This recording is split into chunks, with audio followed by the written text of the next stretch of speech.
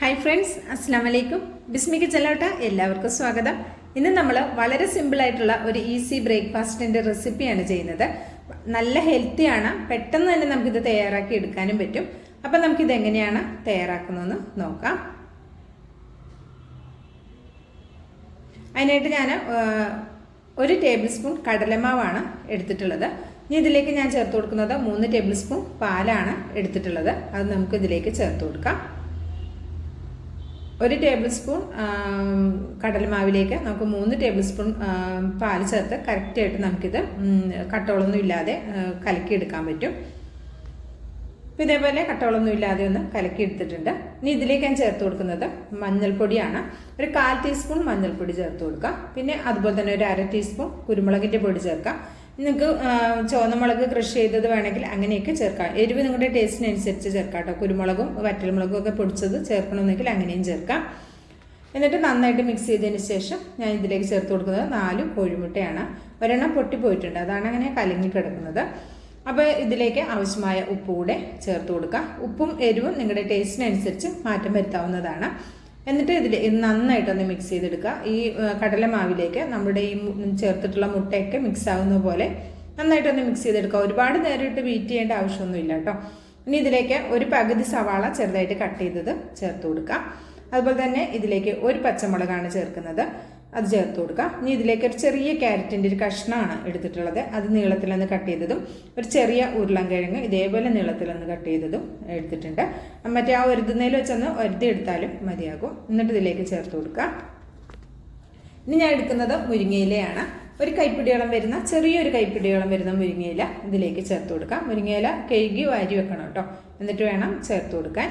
എന്നിട്ട് ഒരു കൈപ്പിടിയോളം വരുന്ന മുരിങ്ങയില ചേർത്തിട്ടുണ്ട്. നിങ്ങളുടെ ടേസ്റ്റിനനുസരിച്ച് മുരിങ്ങയിലയുടെ അളവ് കുറച്ച് കൂടുതൽ വേണമെന്നുണ്ടെങ്കിൽ കൂടുതലും ഒരല്പം കൂടുതൽ ചേർക്കാം കേട്ടോ. ഇനി ഇതിലേക്ക് ഒരു 2 ടേബിൾ സ്പൂൺ മല്ലിയില കൂടി ചേർത്ത് കൊടുക്കുന്നുണ്ട്. എന്നിട്ട് ഇതെല്ലാം പാടെ നന്നായിട്ട് മിക്സ് ചെയ്ത് കൊടുക്കുക. 4 കോഴിമുട്ടയുടെ അളവിലുള്ള ഇൻഗ്രീഡിയൻസ് ആണ് ബാക്കി എല്ലാതും പറഞ്ഞത്. നിങ്ങൾ കൂടുതൽ അളവിൽ തയ്യാറാക്കുന്നുണ്ടെങ്കിൽ എല്ലാ ഇൻഗ്രീഡിയൻസും ഒരല്പം കൂട്ടിയെടുക്കാൻ ശ്രദ്ധിക്കുക. അത് ഇതേപോലെ നന്നായിട്ടൊന്ന് മിക്സ് ചെയ്തെടുത്തിട്ടുണ്ട്. അപ്പോൾ ഞാൻ ഇതേപോലെ ഒരു വലിപ്പമുള്ള പാനിലാണ് തയ്യാറാക്കി എടുക്കുന്നത്. ഇതിലേക്ക് 1 ടേബിൾ സ്പൂൺ ബട്ടർ ചേർത്ത് കൊടുക്കുന്നുണ്ട്. അപ്പോൾ ബട്ടർ കയ്യിലില്ലെങ്കിൽ ഇതിന് വരെ വെളിച്ചെണ്ണയോ ഓയിലോ നെയ്യോ ഒക്കെ യൂസ് ചെയ്യാവുന്നതുമാണ്. ഇനി ബട്ടർ ലോ ഫ്ലെയിമിൽ വെച്ചിട്ട് വേണം ബട്ടർ മെൽറ്റാക്കി എടുക്കാൻ, അല്ലെങ്കിൽ ബട്ടർ പെട്ടെന്ന് തന്നെ കരിഞ്ഞു പുകഞ്ഞു പോകും കേട്ടോ, അതൊന്ന് ശ്രദ്ധിക്കണേ. എന്നിട്ട് ലോ ഫ്ലെയിമിൽ തന്നെയാണ് നമ്മളിത് ആദ്യം മുതൽ അവസാനം വരെ കുക്ക് ചെയ്തെടുക്കുന്നത്. അപ്പോൾ നമ്മളുടെ മുട്ടയുടെ കൂട്ട് ഇതിലേക്ക് ഒഴിച്ചു കൊടുത്തതിന് ശേഷം ലോ ഫ്ലെയിമിൽ തന്നെ വെക്കാൻ ശ്രദ്ധിക്കണം. എന്നിട്ട് എല്ലായിടെയും ഈ വെജിറ്റബിൾ ആകുന്ന രീതിയിൽ നന്നായിട്ടൊന്ന് പരത്തി കൊടുക്കാം. എന്നിട്ട് നമുക്കിത് ലോ ഫ്ലെയിമിൽ ഇതൊരു 5 മിനിറ്റ് ഒന്ന് അടച്ചു വെക്കാം കേട്ടോ. നിങ്ങളുടെ ഗ്യാസിൻ്റെ ഫ്ലെയിമിനനുസരിച്ചായിരിക്കും ഇത് കുക്കിംഗ് ടൈം വരിക.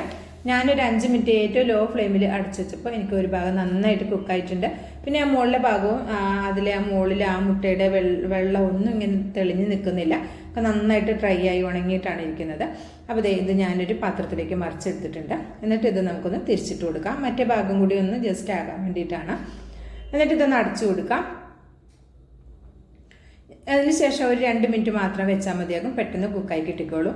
അപ്പോൾ ഇതിവിടെ ആയിട്ടുണ്ട്. ഇനി നമുക്കിതൊരു പ്ലേറ്റിലേക്ക് മാറ്റി കൊടുക്കാം. ഫ്ലെയിം അങ്ങ് ഓഫാക്കി കൊടുത്തിട്ടുണ്ട്.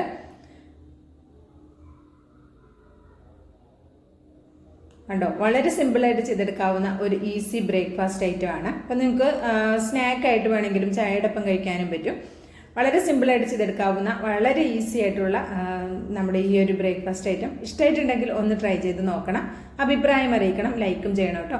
ബിസ്മി കിച്ചൻ യൂട്യൂബ് ചാനൽ സബ്സ്ക്രൈബ് ചെയ്താൽ കാണുന്ന എൻ്റെ എല്ലാ പ്രിയ കൂട്ടുകാരും ഒന്ന് സബ്സ്ക്രൈബ് ചെയ്ത് ബെല്ലൈക്കൺ ഒന്ന് എനേബിൾ ചെയ്ത് വെച്ചാൽ നമ്മളിടുന്ന വീഡിയോസിൻ്റെ നോട്ടിഫിക്കേഷൻ നിങ്ങളിലേക്ക് കറക്റ്റായിട്ട് എത്തും.